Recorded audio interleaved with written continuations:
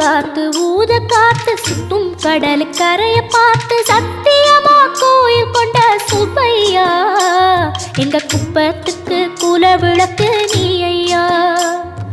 வாட காத்து வீச பார்த்து அலையை எதிர்த்து வலைய போட்டு மீன் பிடிக்கும் தொழில் நடக்குது முத்தையா.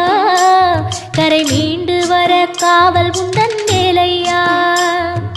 திருச்செந்தூர் ஆண்டவனே வேல் முருகா தினம் உனக்கு நன்றி சொல்வோம் மால் மருகா.